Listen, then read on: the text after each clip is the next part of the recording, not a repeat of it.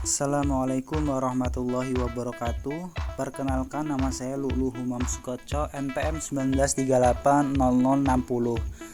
Di sini saya sebagai moderator akan memandu jalannya presentasi pada kesempatan ini. Di sini kami sebagai kelompok 5 akan menjelaskan modul mengenai interaksi farmakokinetik dan interaksi farmakodinamik mata kuliah interaksi obat.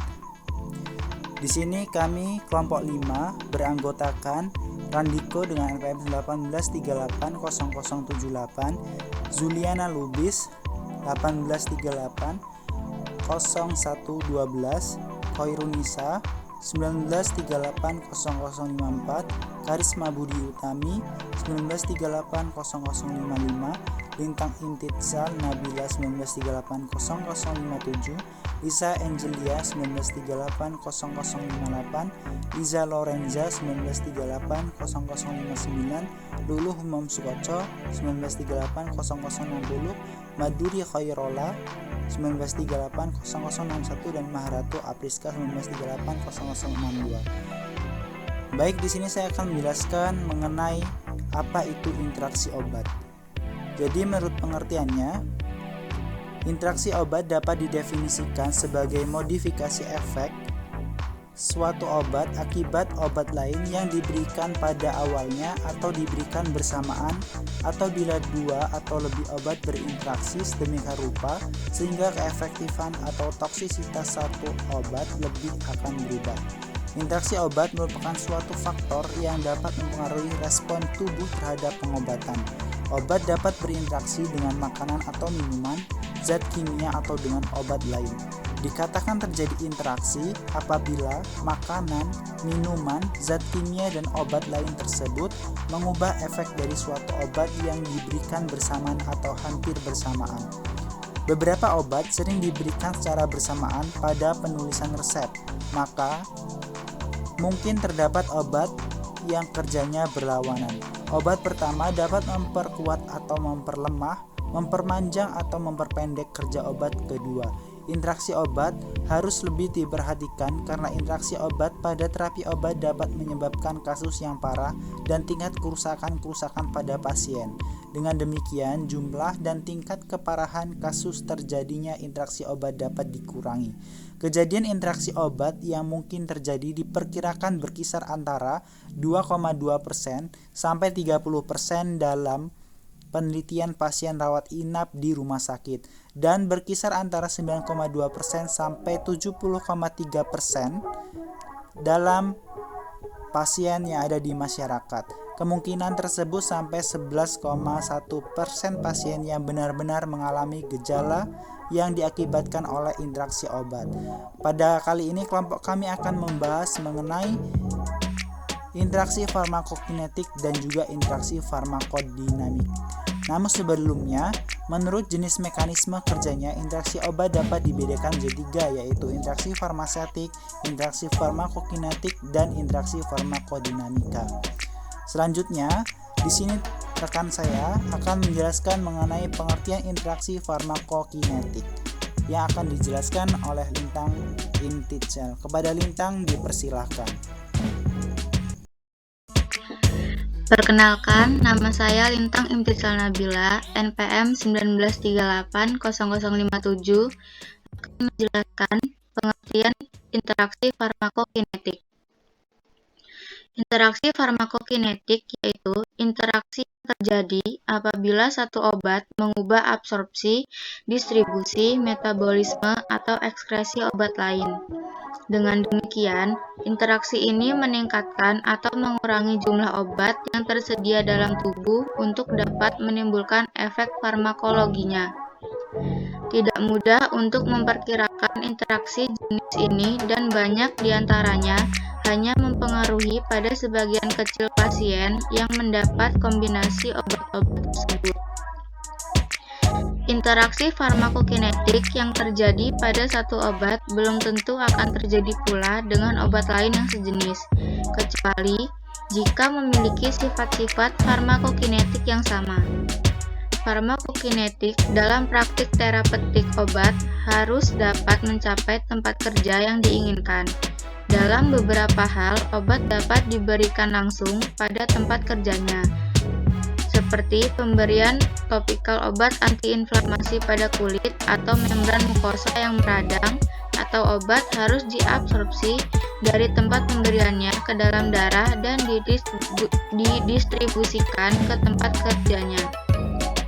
Dan akhirnya, setelah memberikan efek, obat harus dikeluarkan dengan kecepatan tertentu dengan cara inaktivasi metabolik, ekskresi, atau keduanya. Selanjutnya, tentang pengertian interaksi farmakodinamik akan dijelaskan dengan sistem duri.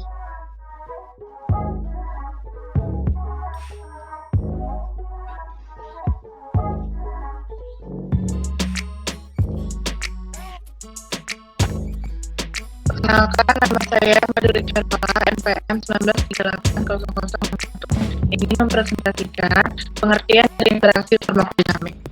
Farmakodinamik adalah bagian dari ilmu farmakologi yang mempelajari efek biokimiawi dan fisiologi, serta mekanisme kerja obat. Tujuannya farmakodinamik ialah untuk meneliti efek utama obat, mengetahui interaksi obat dengan sel, dan mengetahui urutan peristiwa, serta spektrum efek dan respon yang terjadi. Pengetahuan yang baik mengenai hal ini merupakan dasar terapi rasional yang berguna dalam sintesis atau pembuatan obat baru. Farmakodinamik merupakan hubungan antara konsentrasi pada obat, reseptor, dan respon farmakologi, termasuk efek biokimia dan psikologi yang mempengaruhi interaksi obat dan reseptor. Disebut juga sebagai kegiatan obat terhadap organisme hidup atau aksi obat terhadap tubuh interaksi dengan reseptor. Interaksi farmakodinamik adalah hal-hal yang menimbulkan efek obat yang adiktif, sinergis, potensiasi, atau antagonis. Interaksi farmakodinamik terjadi antara obat yang berinteraksi dengan sistem reseptor atau sistem fisiologis atau Rahmawati 2006. Mempelajari efek obat terhadap fisiologis dan biokimia seluler dan mekanisme kerja obat. Reseptor obat dapat menyebabkan efek fisiologis primer atau sekunder atau kedua-duanya. Efek primer adalah efek yang diinginkan, dan efek sekunder ialah yang tidak diinginkan atau tidak diinginkan. Serta respon obat dapat menyebabkan efek fisiologis primer atau sekunder atau keduanya. Selanjutnya akan menjelaskan tentang rekan saya yang bernama Lisa.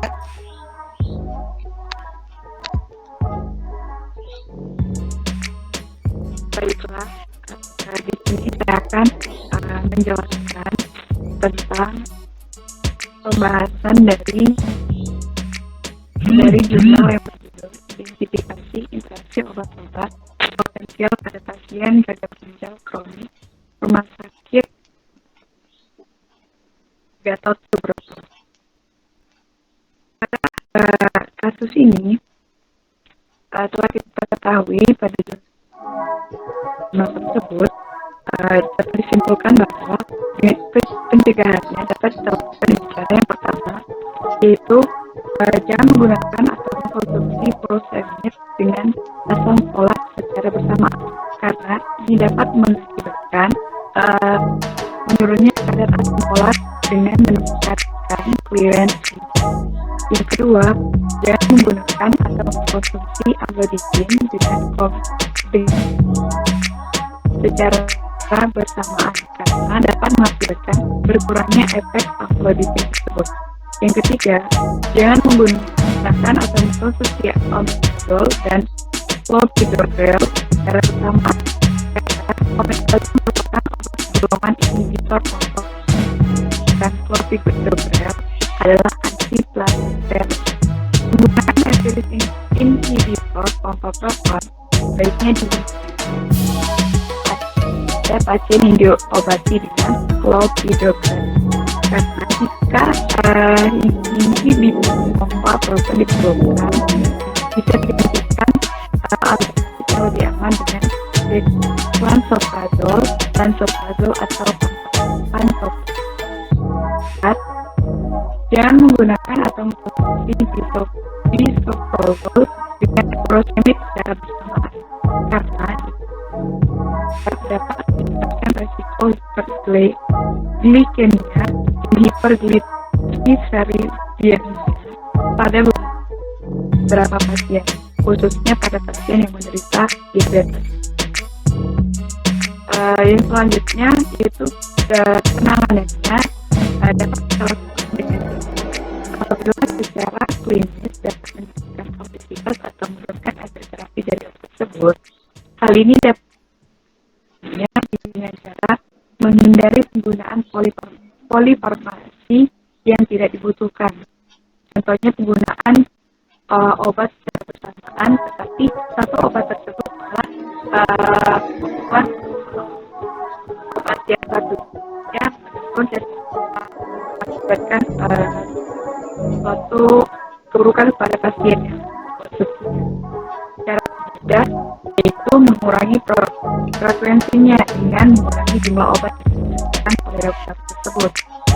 Kita tidak harus semua resep dari dokter ketika resep tersebut kita rasakan mengakibatkan dampak yang negatif, malah memberikan dampak yang positif. Baik, mungkin itu yang dapat saya jelaskan. Selanjutnya akan disampaikan oleh Riza dan Risma.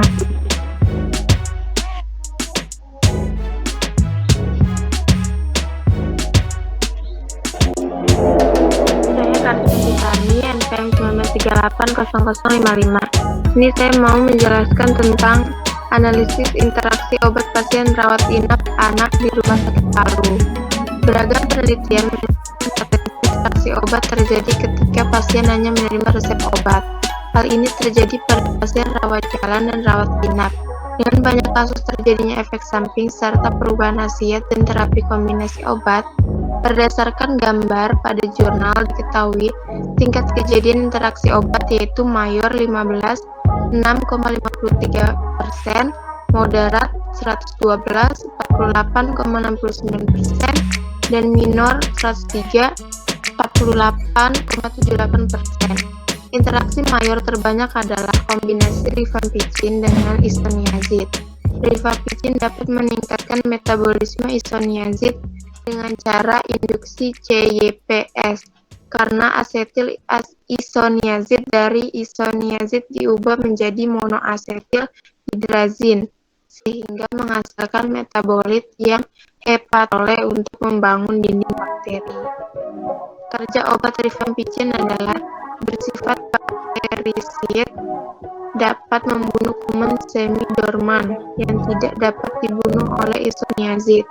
Mekanisme kerja dari rifampicin berdasarkan perhitungan spesifik dari suatu enzim bakteri ribose nukleotida asid atau RNA dan polimerase sehingga sintesis RNA terganggu.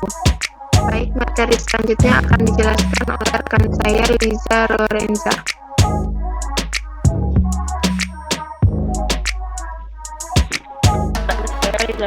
NPM 19380059. Saya akan melanjutkan penjelasan yang sudah dijelaskan terlebih dahulu oleh rekan saya Karisma Budi Utami.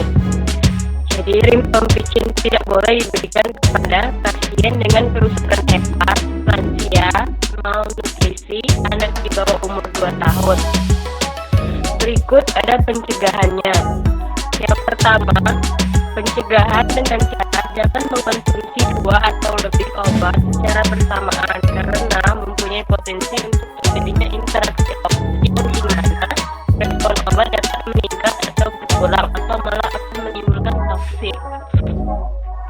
Yang kedua, jangan mengkonsumsi dexamethasone dengan ibuprofen secara bersamaan dikarenakan kombinasi tersebut dapat meningkatkan jumlah kortikosteroid bebas dalam plasma sehingga menyebabkan risiko pendarahan gastrointestinal dengan vulgar. Yang ketiga, jangan kombinasikan gentamicin dengan cefotaxime dan kombinasi gentamicin dengan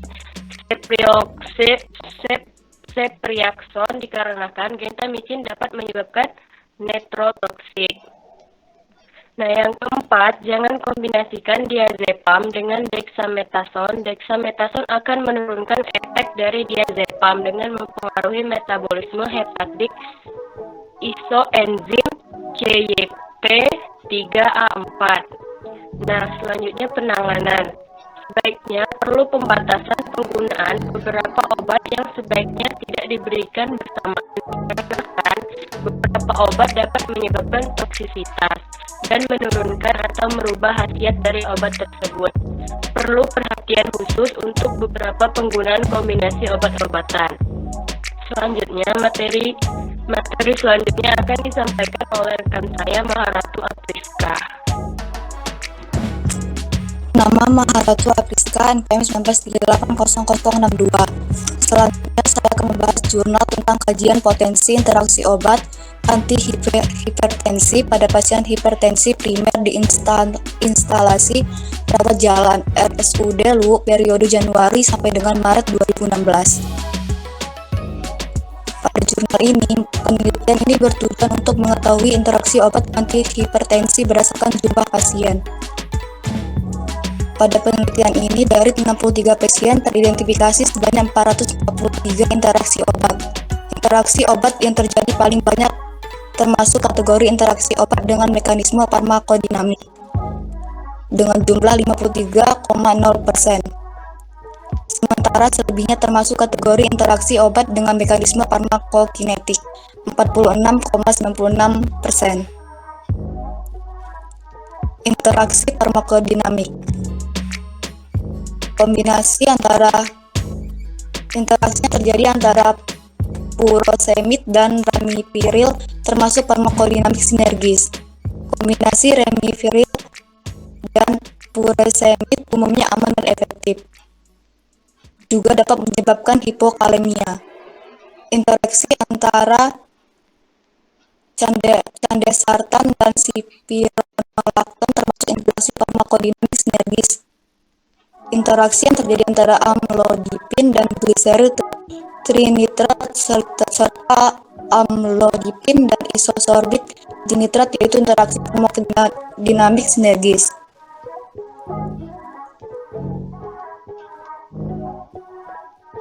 Selanjutnya, cara pencegahan.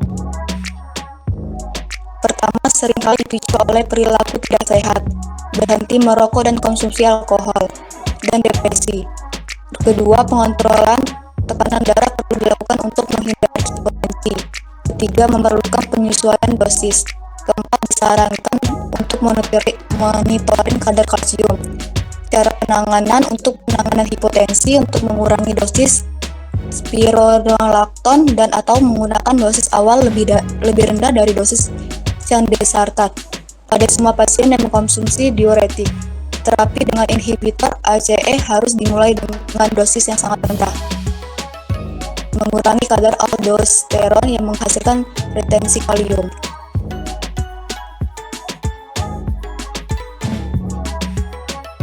Selanjutnya, interaksi farmakokinetik yang akan dijelaskan oleh rekan saya yang bernama Khairunisa. Perkenalkan, nama saya Khairunisa, NPM 19380054. Di sini saya akan melanjutkan penjelasan dari Maharatu, yaitu interaksi farmakokinetik yang terjadi antara amlodipin dan simvastatin.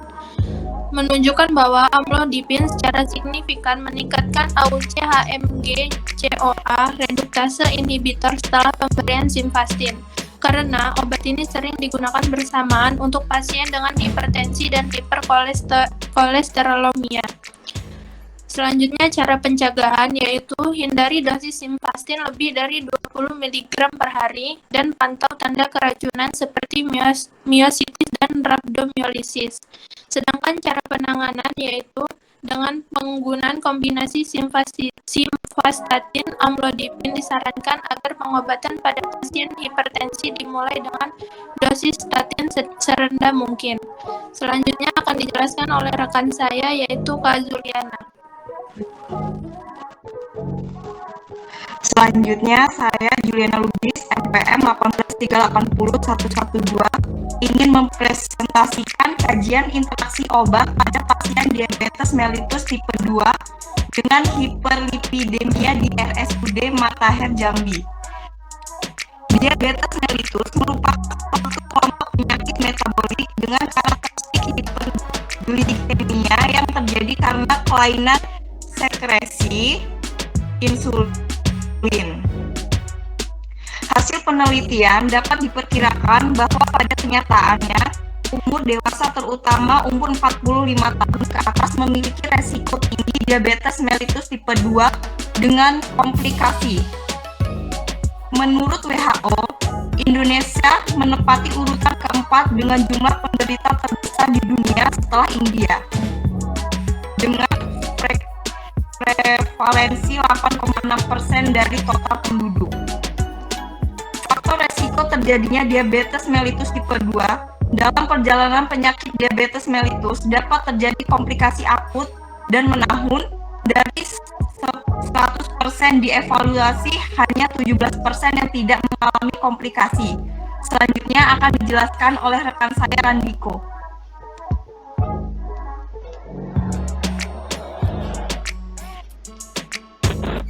Assalamualaikum warahmatullahi wabarakatuh. Perkenalkan, nama saya Randiko, NPM 18380-112.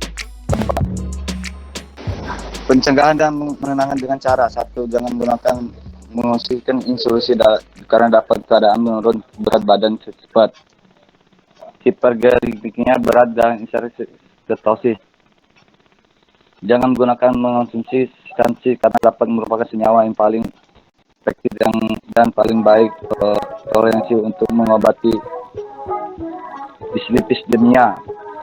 3. Jangan menggunakan mengonsumsikan simvastatin karena dapat bekerja menghambat sintesis kolesterol dalam hati dengan menghambatkan enzim reduktase sehingga terjadi peningkat sistem respirator. 4. Jangan menggunakan mengonsumsikan metformin karena dapat menurut kadar trigliserida. 5. Jangan menggunakan di mana-mana sapropil melalui ACE menghambat perubahan ion yang tidak menjadikan agresif 2 sehingga terjadi fasolitas dan menurut teresis kolesterol. Sekian, terima kasih.